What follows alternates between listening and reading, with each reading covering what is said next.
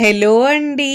ఈరోజు మన కిచెన్‌లో చాలా ఈజీగా, సింపుల్‌గా చేసుకునే ఒక మంచి బ్రేక్‌ఫాస్ట్ రెసిపీని ఎలా చేయాలో చూపించబోతున్నానండి. ఇలా చేసుకున్నారంటే మీరు రోజు తినే ఉప్మా, ఇడ్లీ, చపాతీ రుచి మర్చిపోతారండి. అంత టేస్టీగా ఉంటది. ఎప్పుడు చేసే రెగ్యులర్ దోసలు కాకుండా అప్పుడప్పుడు ఇలా కొత్తగా చేసుకోండి. చాలా చాలా బావుంటాయండి.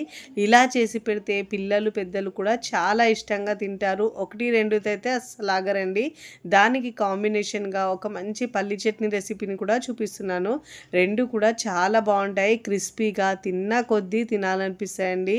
మరి ఇక ఏమాత్రం ఆలస్యం చేయకుండా క్రిస్పీగా, టేస్టీగా ఉండే బ్రేక్‌ఫాస్ట్‌ని ఎలా చేయాలో చూద్దాం రండి. ముందుగా ఇక్కడ నేను ఒక గిన్నె తీసుకున్నానండి. తీసుకొని కప్పు, గ్లాసు దేనితోనైనా కొలతలు తీసుకోవచ్చండి. నేను ఇక్కడైతే 3 కప్పుల రేషన్ రైస్ తీసుకుంటున్నానండి. మీరు కావాలంటే దీని ప్లేస్‌లో దోస రైస్ అయినా తీసుకోవచ్చు. అదే కప్పుతో ముప్పావు కప్పు దాకా మినపపప్పు లేదంటే మినపగుళ్ళు అయినా తీసుకోవచ్చు. నేనైతే ఇక్కడ ముప్పావు కప్పు దాకా మినపగుళ్ళు తీసుకున్నానండి. అదే కప్పుతో హాఫ్ కప్పు దాకా పచ్చిశనగపప్పు తీసుకోవాలండి. టేస్ట్ అనేది చాలా వస్తుందండి. రెగ్యులర్‌గా మనము పప్పు బియ్యంతోనే చేస్తుంటాము. కానీ ఇలా శనగపప్పు వేసుకొని చేయండి. దోసకు రుచి అనేది చాలా వస్తుంది. ఇప్పుడు దీంట్లో హాఫ్ టీ స్పూన్ దాకా మెంతులు వేసుకోవాలి. అన్నీ వేసుకున్న తర్వాత ఒకసారి బాగా మిక్స్ చేసుకోవాలండి. ఫస్ట్ టైం నా ఛానల్ చూస్తున్న వాళ్ళు ప్లీజ్ నా ఛానల్ సబ్స్క్రైబ్ చేసుకోండి, లైక్ చేయండి, పక్కనున్న బెల్ ఐకాన్ని ప్రెస్ చేయండి. ఇలా ప్రెస్ చేయడం వల్ల నేను పెట్టే వీడియో నోటిఫికేషన్ ముందుగా మీ హోమ్ పేజ్‌కి వస్తాయండి. నేను ఇక్కడ మెజరింగ్ కప్పుతో హాఫ్ కప్పు దాకా అటుకులు వేసుకొని శుభ్రంగా ఒక 2, 3 సార్లు బాగా వాష్ చేసుకొని వాటర్ వేసుకొని ఒక 4 గంటలు నానబెట్టుకోవాలండి. నేను ఇక్కడ 4 గంటల తర్వాత చూపిస్తున్నాను చూడండి. పప్పులు, బియ్యం కూడా చక్కగా నానేయండి. ఇప్పుడు మిక్సీ జార్ తీసుకొని ఈ పప్పుల్ని, బియ్యాన్ని మిక్సీ జార్లో వేసుకోవాలండి. నేను ఇక్కడ యూజ్ చేసే ప్రోడక్ట్స్ ఏమన్నా మీకు కావాలంటే డిస్క్రిప్షన్లో లింక్ ఇస్తానండి. అక్కడ నుంచి మీరు బై చేసుకోవచ్చు. ఇప్పుడు ఇలా పప్పు వేసుకున్న తర్వాత పప్పు బియ్యం వేసుకున్న తర్వాత అవసరాన్ని బట్టి వాటర్ వేసుకొని మెత్తగా గ్రైండ్ చేసుకోవాలండి. మీరు క్రిస్పీ దోశ వేసుకోవాలంటే కాస్త సన్నటి రవ్వలా గ్రైండ్ చేసుకోవాలి. అదే మీరు సాఫ్ట్ స్పాంజీ దోశ వేసుకోవాలంటే చాలా మెత్తగా గ్రైండ్ చేసుకోవాలి. ఇలా మొత్తం పిండిని గ్రైండ్ చేసుకొని ఒక పెద్ద గిన్నెలో వేసుకొని ఒక 2, 3 నిమిషాల పాటు ఇలా బాగా బీట్ చేస్తున్నట్టు మిక్స్ చేసుకోవాలండి. ఇలా బాగా మిక్స్ చేసుకుంటే మనకు పిండి అనేది సాఫ్ట్‌గా ఇంకా చక్కగా పులుస్తుందండి. ఇప్పుడు ఇలా బాగా మిక్స్ చేసుకున్న తర్వాత మూత పెట్టేసి ఒక 6-8 గంటల పాటు పిండి పులియడానికి పెట్టుకోవాలండి. నేనైతే ఓవర్ నైట్ పులియడానికి పెట్టుకుంటున్నాను. మార్నింగ్ ముందుగా నేను ఇక్కడ బ్రేక్‌ఫాస్ట్‌ని రెడీ చేసుకుంటున్నానండి. ఇక్కడ ఒక కప్పు పల్లీలు, పచ్చిమిరపకాయలు, కరివేపాకు, వెల్లుల్లి ఇలా ఆయిల్‌లో ఒక హాఫ్ టీ స్పూన్ దాకా వేసుకొని బాగా వేయించుకున్నానండి. ఇలా కరివేపాకుతో పాటు క్రిస్పీగా వేయించుకున్న తర్వాత మిక్సీ జార్‌లో వేసుకోవాలి. వీడియోని మీరు ఎక్కడ స్కిప్ చేయకుండా పూర్తిగా చూడండి. ఈ చట్నీ కాంబినేషన్ కూడా చాలా బాగుంటుందండి. ఇప్పుడు దీంట్లో కొద్దిగా వాటర్ని యాడ్ చేసుకొని మెత్తగా గ్రైండ్ చేసుకొని ఈ చట్నీని మనము ఒక మిక్సింగ్ బౌల్లోకి తీసుకోవాలి. ఇక్కడ చూడండి గ్రైండ్ చేసుకున్న తర్వాత చట్నీని మిక్సింగ్ బౌల్లోకి తీసుకున్నానండి. మరీ మెత్తగా కాకుండా కాస్త బరకగా గ్రైండ్ చేసుకోవాలి. ఇప్పుడు ఇలా గ్రైండ్ చేసుకున్న ఈ చట్నీని మనము మిక్సింగ్ బౌల్లోకి తీసుకున్న తర్వాత అదే మిక్సీ జార్ కడిగి ఒక పావు కప్పు దాకా వాటర్ వేసుకోవాలి.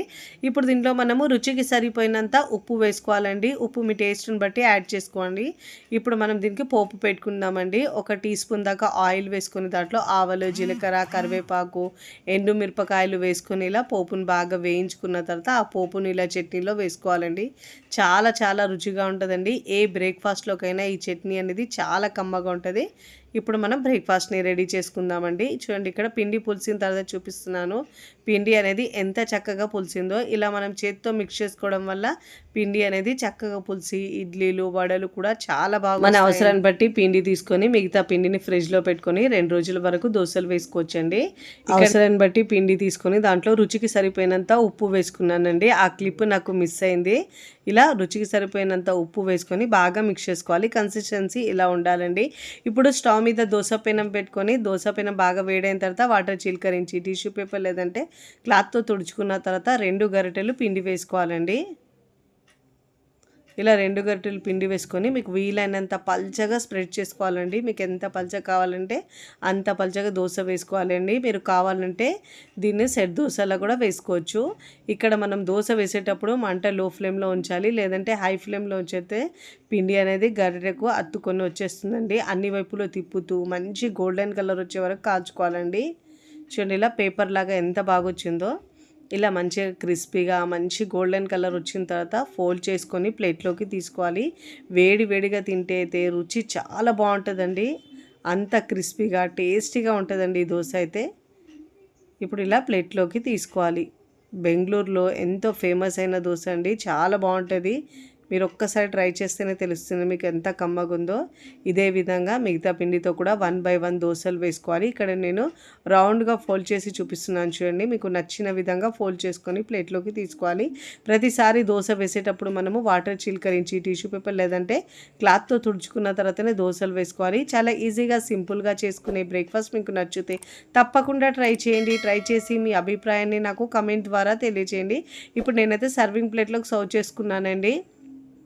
చూస్తుంటేనే ఎప్పుడెప్పుడు తినాలనిపిస్తుందండి. పిల్లలు పెద్దలు కూడా చాలా ఇష్టంగా తింటారు. నేను పల్లీ చట్నీ ఇంకా టమాటో పచ్చిమిరపకాయ చట్నీతో కూడా సర్వ్ చేస్తున్నాను. రుచి అద్భుతంగా ఉంటుందండి. నేను ఇక్కడ 2 విధాలుగా వేసుకున్నానండి. ఒకటి క్రిస్పీ దోశ వేసుకున్నాను, ఒకటి సాఫ్ట్ దోశ వేసుకున్నాను. ఇలా ఫోల్డ్ చేసుకున్నాను. ప్లేట్లోకి తీసుకోవాలండి. వీడియోని లైక్ చేయండి, లైక్ చేసి హై బటన్ని నొక్కండి.